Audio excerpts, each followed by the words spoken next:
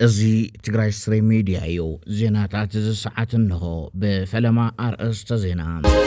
አበ ሆስፒታል ዓይደር ዘጋጠመ ሓዱሽ ነገር ኣሎ ክነቅርበልኩም ኢና ተስፋይ ንጉስ ወድራያ ኣይተኣሰርኩን ኢሉ ኣብ አዲስ አበባ ኣብ ጎደናታት ዝልሙኑ ተገፊፎም ናብ ፖሊስ ጣብያ ይኣትዉ ከም ዘለዉ ተፈሊጡ መብዛሕትኦም ድማ ተጋሩ ምዃኖም ተረጋጊጹሎ ክነቅርበልኩም ኢና ንኽብራት ተኸታተልትና መልእኽቲ ጥንቃቄ ኣለና ዝርዝር ክቐርብ ጀነራል ዮሐንስ መንጋግ ሞት ተፈሪድዎ ከም ዝነበረ ተገሊጹ ንሎሚ ናይዚኦምን ካልኦትን ዜናታት ሒዝና ልኩም ኣለና ናብቲ ፈላማይ ዜና ቀድመ ምስጋርና ብላይክ ጀምሩ ድሕሪ ቃልሲ መኸተ ሓድነት ህዝቢ በቲኖም ቤት ምኽሪ ኣፍሪሶም ውዳበታት ትግራይ ኣዕንዮም ናብ አዲስ አበባ ዝኸዱ ወገናት ክሕደት እዮም ፈጺሞም ተባሂሉ ነዚ ተባሃለ ኣብ መቐለ ኣብ ዝተገበረ ዋዕላ እዩ እዚ ኩሉ መከራ ሓሊፉ ህዝቢ ትግራይ ካብቲ ጽንተት ድሒኑ መኸቱኡ መከይቱ ድሕሪ 8 ወርሒ መምጽኡ ካብቲ ዓለት ንሳን ጽባሒቱ ውዕል ፕሪቶሪያ ዝፍጸመሉ እዋን ካብ መደራደርን ጠለም መንግስቲ ኢትዮጵያ ዝኾነ ብልጽግና እውን ኣፍልጦ ሕወሓት ክቕበል ሕወሓት እውን ነቲ መንግስቲ ተቐቢላ ናብ ድርድር ንኽተኣቱ ዝነበረ ተገማቲ ሓሳብ ካብዚ ዝወፀን ህዝቢ ትግራይ ጠለቡ ዘይኮነን ውክልንኦም ክሒዶም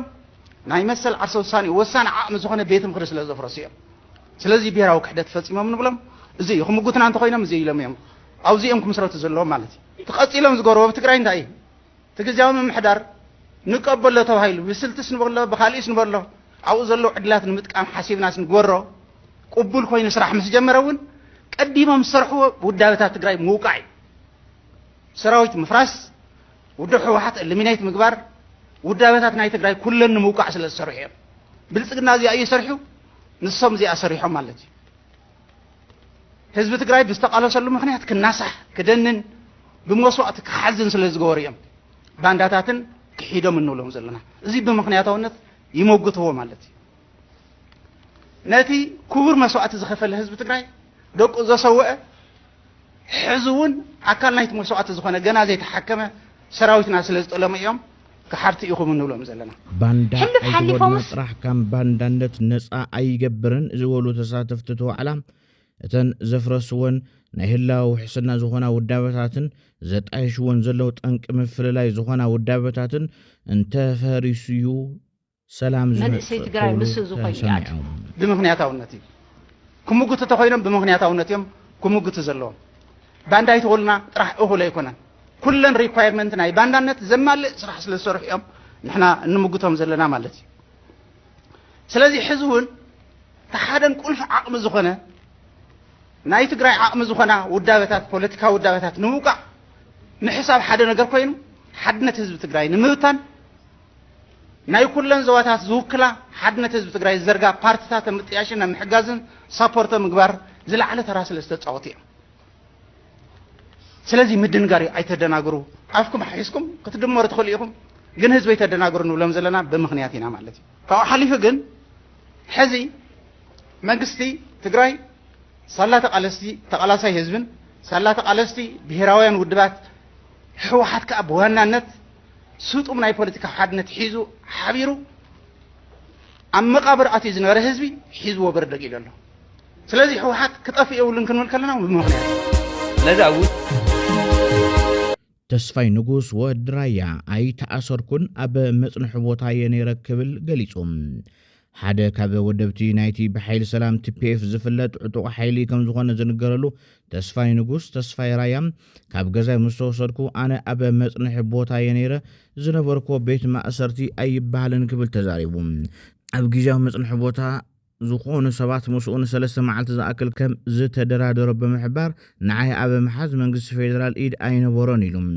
ተስፋይ ተዓፂሉ ዝነበረ ገዛ ምቾት ዘለዎ ድላይካ ተበልዐሉን እትሰትየሉን ቦታ ከም ዝነበረ ብምግላጽ ኣብ መወዳእታ በቲ ድርድር ቅዋሙ ከም ዘይቀየረን ብዕላምኡ ጸኒዑ ከም ዝወፀን ሓቢሩ እንተኾነ እቲ ንሱን 3 መዓልታት ዝጸንሐሉ ቦታ ይኹን መንነት ናይቶም ምስኡ ዝተደራደሩ ኣካላት ዝምልከት ኣይገለጽን ንልዕሊ 14 ዓመታት ብናይ ከብዲ ሕበጥ ዝሳቀያ ዝነበራ ጓል 56 ዓመት ወላዲት ድሕሪ ልዕሊ 3 ሰዓት ዝወሰደ ዝተሓላለኸ መጥባሕቲ እፎይታ ረኺበን ተመጥባሕቲ ኣብ ኮምፕሬሄንሲቭ ስፔሻላይዝድ ሆስፒታል ዓይደር ዝተኻየደ እንትኸውን 26 ኪሎ ዝምዘን ካብ ማህፀን ዝተበገሰ ሕበጥ ብምውፃእ ተጠናቂቖም ዘን ወላዲት ብዙሕ ናይ ሕክምና ፈተነታት ዝገበራ እንትኾና ቅድሚ ሕዚ ዝተሞከረለን መጥባሕቲ ብዘይምስኽዑ እስካብ ካልእ ተደራቢ ሕማም ወሊደን ነይረን እየን ነዚ መጥባሕቲ ዘካየዱ ናይ ማህፀንን ጥንስን ስፔሻሊስት ሓኪም ዶክተር ተወልደ ብርሃነ ካልኦት ኣብ ዝኸቢድ መጥባሕቲ ዝተታተልኩም ሰራሕተኛ ሆስፒታል ዓይደር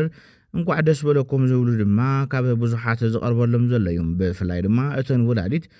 ምስ ዘለዎን ናይ ኣካለ ሰውነት ቅርፂ 26 ኪሎ ዝምዘን ሕበጥ ምሽካመን ብዙሓት ዘዘራርብ ዘሎ ጉዳይ ኮይኑ ጀነራል ጻድቃን ገብረትንሳኤ ኣብ ዝቐረባ ንተዛረቦ ካብ ላዕለዎት ኣመራርሓ ሕወሓት መልሲ ክወሃቦ ቀኒዩ ናይዚ መቐፀልታ ድማ ኣመሓዳሪ ዞባ ደቡብ ትግራይ ኣይተ ዝናቡ ገብረመድህን ግብረ መልሲ ሂቡ ትማል ጀነራል ጻድቃን ክዛረብ ሰምዕኹም ትኾን ኢኹም ትግራይ ሓንቲ ወረዳ እያ ትኾን ትኽእል ኢላና ታሱ ዘለዎ ዓዲ ታ ብባህሩ ቃልዋጥ እንድዩ ታሱ ዝቕልዎ ጠላሎ ዓዲ እያ ወረዳ ትኾን ትኽእል እምበይ ትግራይ ዓባይ ሃገር ከም ትኾን እዚ ወለዶ እዚ ዝሃለ ትግራይ ሰው ኣለዋን ኢለና እዚ ወለዶ እዚ ዝሃለ ትግራይ ናማንም خدامي معندريت كم ديتكون صباح خلنا نرجع فينا زلالم لحفرنا يوم مسناينا صباح كم نحفره ارجعنا أوزل له مرح هاي الحزنا مالت أوزل له مرح هاي سراوة الحزنا مالت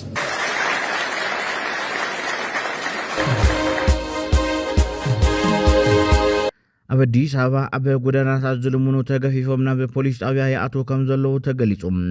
እቶም ካብ ጎደናታት ዝለዓሉ ወገናት ብሓይልታት ጸጥታ ኣብ ዝተገበረ ፍተሻ ምዃኑን ተፈሊጡ ኣብዚ ቀረባ ኣዳነች ኣበበ ንምጽያቕ እንተዘይኮይኑ ብልመና ዝመሓደር ነባሪ የብልናን ክትብል ተሰሚዓ ነይራ እያ ብኣንጻሩ ኣብ ቦታት ሃይማኖት ብርክት ዝበሉ ዓቕሚ ዘይብሎም ወገናት ካብ ዝተፈላለዩ ክፍለ ሃገራት ተሰባሲቦም እዮም ናብ ኣዲስ ኣበባ ዝኣትዉ ዘሎ ክብሉ መስኪሮም እዮም ውድብ ሕብራት መንግስታት ኣብ ዝቐረባ ዘውፅኦ ጸብጻብ ኢትዮጵያ ልዕሊ 72 ሚልዮን ህዝባ ብጥሜት ዝሳቀይ ዝብል ጸብጻብ መውፅኡ ይዝንጋዕን ኣብ ዝሓለፈ ጥሪ ኣብ ጎደናታት ኣዲስ ኣበባ ዝነብሩ ወገናት ጽባቐ ከተማ ከተበላሽኹም ብዝብል ካብቲ ጎደናታት ተላዒሎም ናብ ካምፕታት ከም ዝተወሰዱ ገለ ጸብጻባት ዝሕብሩ ኮይኖም ሕዚ እውን እቲ ግፋእ ንሱ መሊሱ ከም ዝጀመረ እዮም ፍልፍላትና ዘረድኡ ካብዚ መብዛሕትኦም ቁፅሪ ዘለዎም ድማ ተዛሪቦም ጆን መንጋገ መራሕቲ ትግራይ ንዓይኒ ምርሻን ታርጌቶም ነይሩ ኢሎም መንእሰይ ትግራይ ኣብ ዝኸዶ ፀቢብ ወሎ ዝበለ ጆን መንጋገ ኣብ ትግራይ ከይግፈፍ ፈሪሑ ዝመፀ ኣብ ኣዲስ ኣበባ እውን ብዙሕ ፈተናታት ይበፅሑሉ ኢሎም እኒ ጻድቃን እኒ ጌታቸው እኒ ታደሰ እኒ ደብረጽዮን እኒ ፈትለ ኣዲስ ኣበባ እንትኣትዉ ካብቶም ክርስቲያኑ ሊስት ተገበርኩ ሓደ ኮ ግን ኣነ ንስ የሆነ መሕሰብ እየ ታገብረለይ ሓደ ይኹሉን ኣዲስ ኣበባ ከምዘይኣቱስ ينقرم ونيره ولا كالو تماني سيهودا قال هاي هذه نهذا أجندة من انت أقوله بقى نايسبونه يكون تزا حقق زلو أقد ما عينه قديف كا زود دساني يوم حقق يزلو أدساوا خنا قرا كاما خيو قفوفو هزون تبيلف بقى ونزيفرو أو تعاقي قديلات مسألة الله لهم زمر سمنا عسينيو عاوزي كو هنقبله ما يكالنا حاني قوم كو حزمنيو زي بب ليزوركم أنا وزي وسيخو جون منغاقة نتنا بديس أبا بزي كونا زأسورن بسنكي قطباو تساقما بلمنا زوافورو زلون بس من محدار ديس أبا متأسار فتيرنا كله تقرأوا يدحننا تزوحلو اللو سيستم نمفتار فتنا أي كأل كون إلوم مسالة حيزة نحن عزي باق قلنا نوصلو in mass publicly international mainstream كزقبانا دليتنا عالم كفولتو كم زيقا نزيعات هون حانت قلت استراتيجي قميتنا سرحة غافلنا موبلايز نقبرو كان ايتي نحن عن كبولو نتقرأ ندساوا يبرسلو حزم متوقع عامل كان توايلي اسر موضعي سئن نادي سابات سرقا لماني كحواتي ازي نخفولو نقادون خلتا حدا زبعني انت يليكم كلتا تقورلو ስራሕ ክሰርሑ ዝኽእሉ ሰርቲፊኬት ዘለዎም ብቅድሚያ ንበሉ ዝኾነ ማእኸል ፈጢርና ሓደጋ ክገጥሞም ከሎ ብዘይኮነ ክእሰሩ ከለዉ ቀልጢፍና ንበፅሐሉ እዚ ኣድራሻ ጌርና ዝከታተሎም ሓደ ሎየር ጌርና ካብኡ እዚ ኣድራሻ እዚ ብሶሻል ሚድያ ንነግሮም ዝኾነ ነገር ተልዩ ናብዚ ደውሉ ኣብዚ መፂኹም እውን ፑል ንሓዝ ካብኡ ዝከኣልናዮ ክንገብር እንደገና ድማ እዚ ሲስተም እዚ እንተፈጢርና እዚ ኣማራፂ ዘይብሉ ህይወት እዩ ዘድሕን በዚ ጌርና ከዓ ናይ ኣዲስ ኣበባ መስተዳድር እውን ተሓወሱና ንብሎ ስርዓት እንተፈጢርና መፅኦም ጆይን ክገብሩና እዮም ንኦም እውን ሓገዝ እዩ ካልኦት እውን ክንገብር ነወይ ኣይኮነን ኢሎም ካሊእ ተኣምር ርኤ ገዲፈዮም 6-7 ግዜ በዚአን እንሸት ገረስ ኣኼባ ገይረ ድሓር ኣይ ተቕሊልና ዘይንድሕን እውን ክንኮን ንኽእል ኢና ኢለ ንባዕለይ ምስ ባዕለይ ተዛሪበ ገዲፈዮም ማለት እዩ ትግራይ ትስዕር ንባል ገባርን ምሁርን ምዃነ ይፅበን ዝበለ ጀነራል ጆን መንጋግ እንተኾነ ከም ውፅኢቱ ትግራይ ከም ትግራይ ቀስ እናበለ ምስ ፀገማት እናለመደ ዘዕንዩ ኮይኑና ብምባል እዩ ዝወቅስ ትግራይ ትስዕር ክንብል ገባር ምዃነ ይብል ምሁር ምዃነ ይብል ኣርቲስት ምዃነ ኩሉ ትግራይ ትስዕር ክብል ከምኡ እንዳበለ ክነፅፍ ኣቋም ኮይኑ በቃ ናይ ማሕበረሰብ ክኸውን ግዜ ወሰደ ኦኬ ትውፅኢቱ ምስ ረአና ኸ ሓደ ናይ ጭንቁራ ናይ ፍሮግ ሓደ ቴስት ኣሎ ሓደ ላቦራቶሪ ዝገርመንሲ ብዓፂሩስ ሓደ ተመራማርስ ክልተ ጭንቁራ ኣብ ኢዱ ሒዙ ካብኡ ማይ ሰኽቲቱ ኣብ ሓዊ ኣብ ምድጃስ ገና ከይፈልሐ ዝውሕል ከሎ ተሓንቲ እትይዋ ድሓረት ዝውሕል ማይ ትዝለመደቶ ኮይኑ ኣብኡ ትሕምስ ኣብኡ ተመቺዋ ካብኡ ካብ ሙቐት ቀስ እናበለት ከይድ ከላ ኣዳብት እናገበለት እናለመደት ከይዳ ካብኡ 100 ዲግሪ ሴንቲግሬድ ምስ በፅሐት ማይ ቋንጣ ኮይና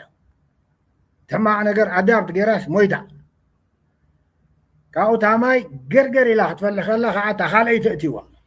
እታ ካልአይቲ ምስ እተዋ ዊዝን ሰከንድስ በሪራ ወፅያ ኸይዳ ሾክ ኮይና ኣምሊጣ ማለት እዩ ተጋሩ ከምታ ካልአይቲ ጭንቁራዕ ክንከውን እናተገብአና ከምታ ናይ መጀመርያ ኮይና ኣለና ከምታ ናይ መጀመርያ ንኸውን ኣለና መንእሰይ ትግራይ ጠበንጃ ኣይንደልን ስልጣን ኣይንደልን ሰላም ጥራሕ ንደሊ ሰሪሕና ክንበልዕ ብምባል ዓርሱ ኣብ ምልዋጥ ትኩረት ገይሩ ክቃለስ ዘለዎ እዩ ብፍላይ ኣነ ትንኡስ ወለዶ ክነግሮ ዝደሊ እንታይ ጠበንጃ ኣይንደልን ጦርነት ኣይንደልን ስልጣንኩም ኣይንደልን መንእሰይ ውዚት ክንገብረካ ኢና ኣይንደልን ሰላም እየ ዝደሊ እዚኣ ግን ዓው ኢሉ ክዛረባ እግሪ ይጎትት ኣሎ ነታ እግሪ ምጉታት ድማ ዋጋ ተኸፍለላ ስለዚ ኣብቲ ዘልኳ ቀጠናዊ ኩነታት ግን ተጋሩ we are still after ናይ ምምካኽ መንገዲ ኢና ኔና ይኣኽለና ክንብል ኣይከኣልና እዚኣ ድማ ማኒፕሌት ዝገብር ሓያል ኔትወርክ እንዮ ሓያል ካብ ቀደም ሒዙ ንትግራይ ዝተበቀለ ቃሉ ዝዓፀፈ ዝተበሻቀጠ ዝሰረቀ ህይወት ዘጥፈአ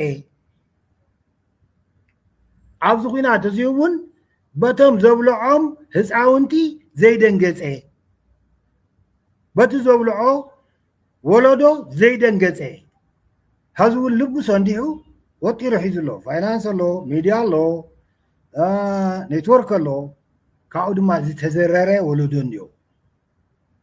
እዚ ተዘሪሩ ዘሎ ወለዶ ሰላም እየ ዝደሊሉ ተዘይተላዒሉ ኩነታት ኣብ ቀርኒ ኣፍሪካ ዝኾነ ኩነታት ይሃሉ ግን ኣብ ቅድመ ግንባር ናይ ምምካኽ ብዶውካ ናይ ምምካኽ ኩነታት ሕብረት ኣውሮፓ ቅድሚ 2 ዓመት ኣቢሉ ኣብ ልዕሊ ኢትዮጵያ ኣንቢርዎ ዝነበረ ጥቡቕ ናይ ሽንገን ቪዛ እገዳ ንምልዓል ከም ዝወሰነ ኣብ ኢትዮጵያ ናይ ኣውሮፓ ቤት ምኽሪ ንግዲ ኣፍሊጡ እቲ ሕብረት ነዚ ውሳነ እዚ ኣብ ቀረባ እዋን ዕላው ከም ዝገብሮ ዝገለጸ ኮይኑ ናይቲ እገዳ ምኽንያት ድማ መንግስቲ ኢትዮጵያ ኣብ ኣውሮፓ ብዘይሕጋዊ ሰነድ ዝነበሩ ዜጋታት መሊሱ ንምቕባል እኹል ምትሕባር ኣይገበረን ብዝብል ምኽንያት ከም ዝነበረ ዝዝከር እዩ እዚ ተነቢሩ ዝነበረ ናይ ቪዛ እገዳ ኢትዮጵያውያን ናብ ኣውሮፓ ንምእታው ቪዛ ንምርካብ ዝወስደሎም ግዜ ካብ 15 መዓልታት ናብ 45 መዓልታት ዘናውሑ ብምዃኑ እተን ኣባል ሃገራት ቪዛ ከይህባ ዓጊቱ ጠኒሑ ንኽቡራት ተኸታተልትና መልእኽቲ ጥንቃቐ ኣለና ብዋትስኣፕ ቴሌግራምን ኢሞን ዝኾነ መሓዛኹም ወይ መሳርሕቶም ወይ እውን ቤተሰብኩም ሕዚ ቅርሺ ኣድልዩሎሞ ዝኾነ መጠን ቅርሺ ለኣኸለይሉ እንተጽሒፉልኩም ቅድሚ መልኣኩም ደዊልኩም ኣረጋግጹ ብፍላይ ድማ በዞም ዝተጠቐሱ ኣፕሊኬሽናት ኣቢሉ ካብ መሓዙትኩም ፎቶኻ ኣብዚ ዌብሳይት ረኺበዮ ከፊትካ ርአዮ ዝብል እንተመፂኩም ብዘይ ምኽፋት ስልክኹምን ባንክኹምን ኩሉ ምንቅስቓስኩምን ካብ ጠለፍቲ ኣድሕኑ ክንብል መልእኽትና ክንሕልፍ ንፈቱ ሶማሌላንድ ካብ እስራኤል ወግዓዋ ፍልጦ ሃገር ነድሕሪ ምርካባ ንመጀመርያ ግዜ በዓል ናጽነታ ብፍሉይ መንገዲ ኣኽቢራ ሶማሌላንድ ዝሓለፈ ታሕሳስ ወርሒ ካብ መንግስቲ እስራኤል ወግዓዋ ፍልጦ ድሕሪ ምርካብ ንመጀመርያ ግዜ በዓል ናጽነታ ኣብቲ ዋና ከተማኣ ሃርጌሳ ብዓብዪ ወታደራዊ ሰልፍን ባህላዊ ትርኢታትን ኣኽቢራ ኣብቲ በዓል ተወካሊ ኢትዮጵያ ኣቶ ተሾመ ሹንዴ ሓሚቶ ከምኡውን ተወከልቲ ታይዋን ሕቡራት ኢሚራት ዓረብን ኬንያን ከም ዝተረኸቡ ተገሊጾም ኣብቲ በዓል ዘረባ ዘስምዑ ፕሬዚደንት ሶማሌላንድ ኣቶ ዓብድራሕማን መሓመድ ዓብዱላሂ ሕዚ ንዓለም ንሓታ ዘለና ሕቶ ኣፍልጦ ይግብአና ድዩ ዝብል ዘይኮነስ እቲ ኣፍልጦ መዓዝ እዩ ዝወሃበና ዝብል ኢሉ ሓለፍቲ ሰበስልጣን ሶማሌላንድ ካብ ኣሜሪካ ሕቡራት ኢሚራት ዓረብን ኢትዮጵያን ዝኣመሰሉ መሻርክቶም በቲ እስራኤል ዝሓዘቶ መንገዲ ተኸትሎም ወግዓዊ ተፈላጥነት ክህብዎም ተስፋ እኳ እንተገበሩ ክሳብ ሕዚ ግን ኣይሰለጠን ይኹን እምበር እስራኤል ኣብ ጋዛ ዘካይዶ ዘሎ ኩናት ስዒቡ እዚ ወግዓዊ ኣፍልጦ ኣብ መንጎ ሕብረተሰብ ሶማሌላንድን ፖለቲከኛታትን ፍልልይን ባእሲል ፈጢሩሎም